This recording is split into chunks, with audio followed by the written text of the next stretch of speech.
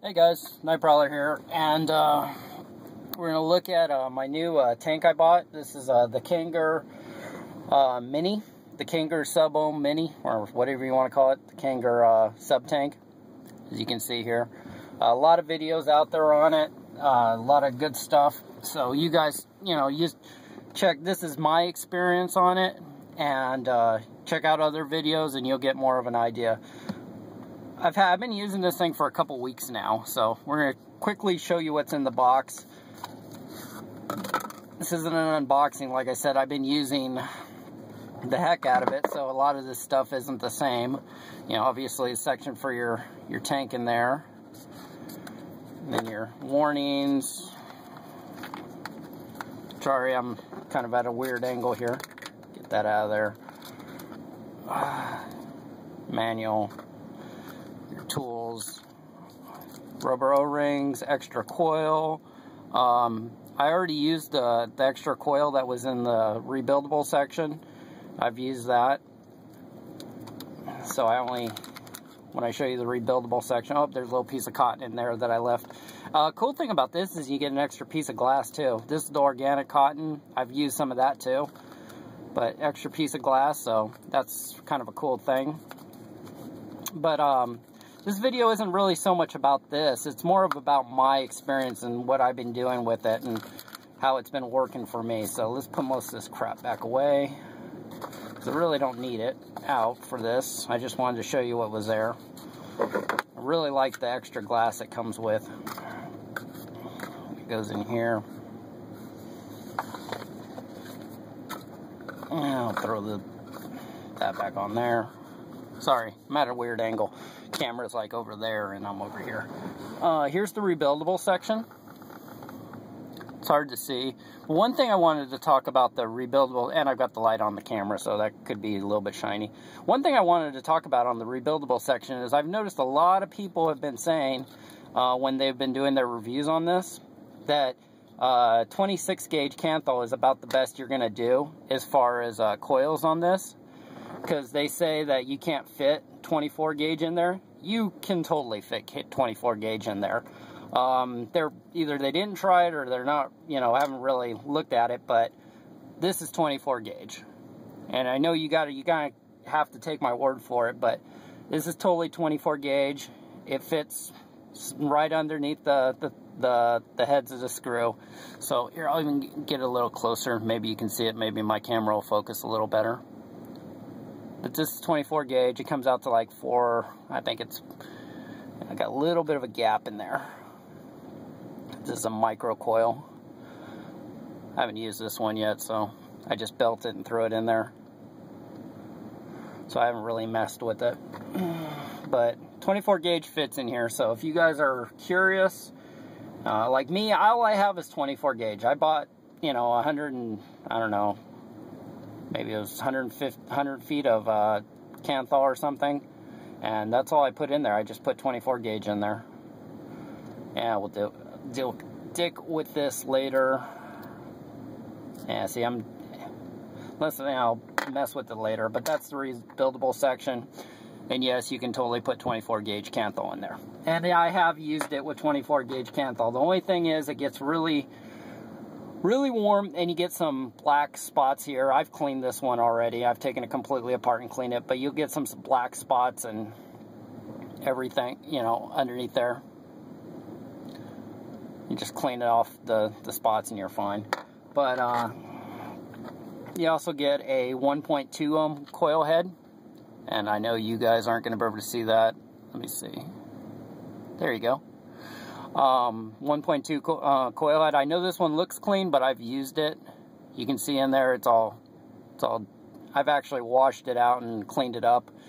But I've been using this on my Provari. My I guess it's the 2.5 Provari. So it's the older one. You only get about 15 watts out of that at 4.2 volts.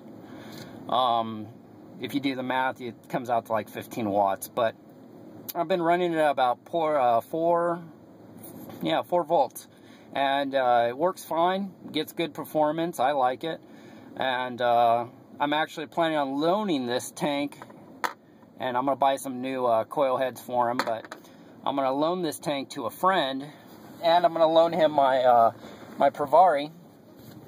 And so because he's thinking about getting into vaping, so I wanted to get him a nice setup, a nice simple setup where it was very easy for him to use, and he got good battery life and all that. So that's what I'm going to loan him.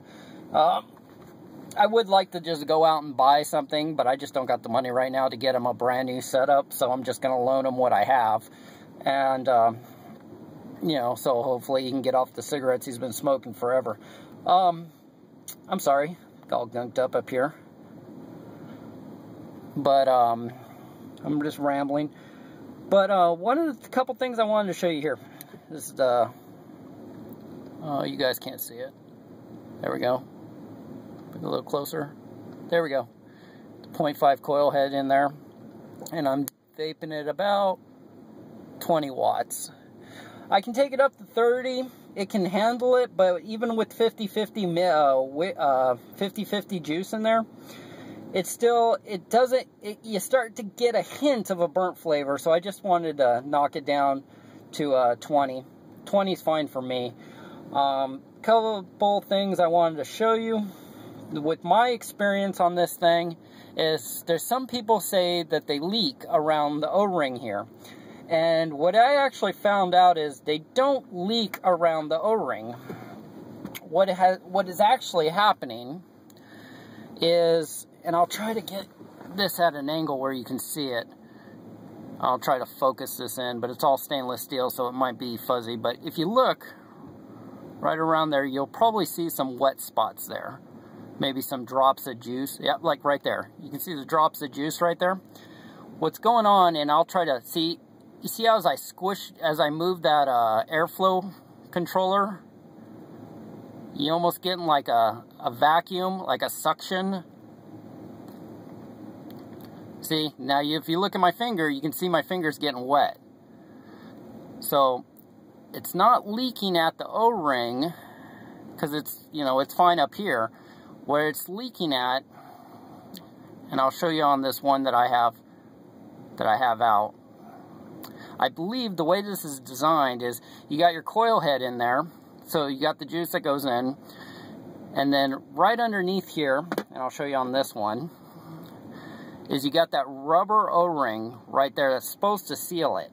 I think it's leaking, it's just letting a little bit of juice either get past that, or maybe the juice is just kind of flowing past the cotton here and going past and then coming out the air holes and then going into here and into the airflow controller, and that's where the juice is coming from. So it's ever so slightly, just a little bit like, yeah, if you can look at my fingers now, they're all wet. They weren't before. But, yeah. Ever so slightly getting juice in, you know, not bad. It's not anything that I can't deal with. It's not like some of my other tanks that have leaked and, you know, driven me nuts. It's ever so slightly. So just wanted to show you what my experience has been with it. It vapes great. I like the capacity. I have to fill this thing up probably, excuse me, because when I'm driving, and you got to remember, my job at night is pretty much, I do a lot of driving. So that's why I got this set up this way. I just drive and, you know, I fill it up probably 3 or 4 times, well, probably three times a night. So it's got a, I think it's 4.2, 4.5 mil tank. And then you get like 3 point something on the rebuildable section. But yeah, see how my fingers are wet right there? And it's because of that. It's just leaking ever so slightly, you know, in there. So that's kind of what the deal is. It's not anything that's driving me nuts. It's not like when I over drip in my RDA and I just get this massive, you know, river running through it. That drives me crazy. But this isn't that big of a deal. If you look at the top right here, it never gets wet. I never get juice in there from it. So not a big deal to me. If my fingers get a little wet, it's not a big deal. I just totally can live with that. But this thing performs quite well. But, you know, that's some of the things I just wanted to show you. It works on a Provari, one of the older Provaris, whatever you want to call them. It works fine on those. It does have, if you use the 1.2 coil head, if you use that, it works fine. I wish the Provari was getting like 20, maybe 25 watts, but it only maxes out at 15, so, you know, you're not going to get, you know, you got to use something that you can get a little bit more performance out of. But, like I said, I'm not going to go and buy a new, it works great on this, 20 watts, but I'm not going to, right now, I'm just going to loan the guy what I have, so, you know, I don't want to go spend a ton of money to give him, you know, other stuff. But, you know, the main thing is I want to get him something with some performance, you know, and even this at, you know, 13 watts is still better than the Aspire, what am I trying to say, the Aspire, not the Atlantis, but the one before that, the Nautilus. It still works better than the Nautilus, so, you know, that's the cool thing about it, and it has good, you know, it has good capacity, not as much capacity as the Nautilus, but it works great, and I think he'll like this just fine. I'll clean it all up for him so all my mouth gunk is on there, but, or maybe I'll just give him another drip tip. Another thing I wanted to show you, the drip tip. The drip tip that comes with it is a good drip tip, but I wanted to try it with other drip tips. This is actually the Tapan style off of the Atlantis Aspire, or Aspire, or not the Atlantis, the Nautilus. I keep trying to say that. And it gets on there really tight right there, and it's hard to push in. If you mess with it, you wiggle it back and forth, it will go in, and it works pretty good. If you look, it's got a pretty big hole right there. It's just, this doesn't, you know, it is a little bit tight, you know, especially trying to get it off. You got to really mess with it to get it off, but it will work. So, you know, put this back on there. And I'm not going to, you know, I'll just blow, you know, you're obviously not going to see me be able to use it. Like I usually just point the camera at myself and you guys see it, but I'll just blow a cloud here real quick for you.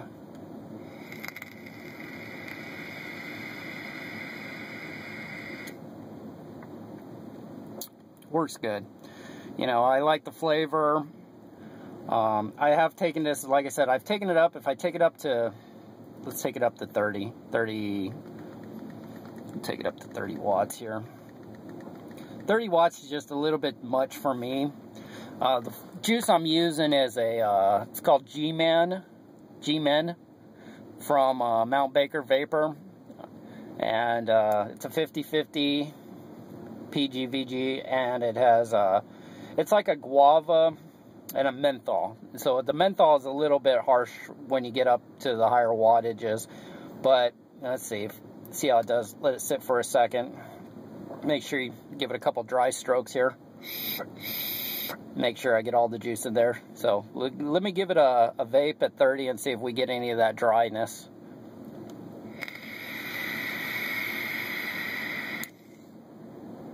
Yeah, right towards the end I started getting a little bit of a dry head.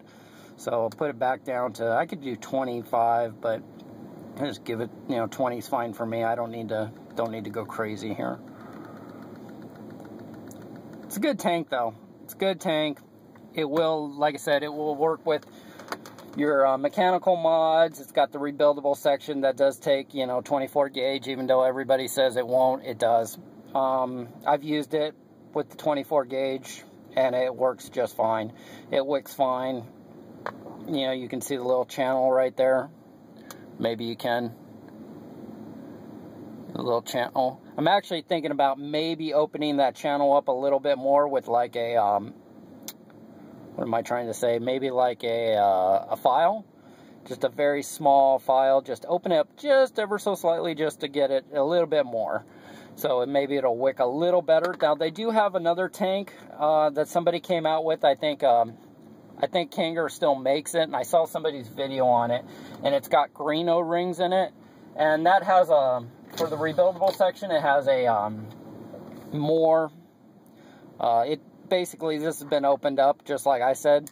It was opened up a little, and you know, so you can use it with the thicker juices. It's just, for me, it's not worth the extra, because even at Mount Baker Vapor, you can pick this thing up for like 35 bucks or something like that, like next to nothing. So it's just not worth it to me to get the one with the green O-rings, because it's like, I think 60 bucks, I don't know, something like that. It's almost twice as much. So I paid 40 for this at, what was it? I think the Liquid Lounge Vapor, I don't know, the place in Rancho Cucamonga that I bought my Provari at.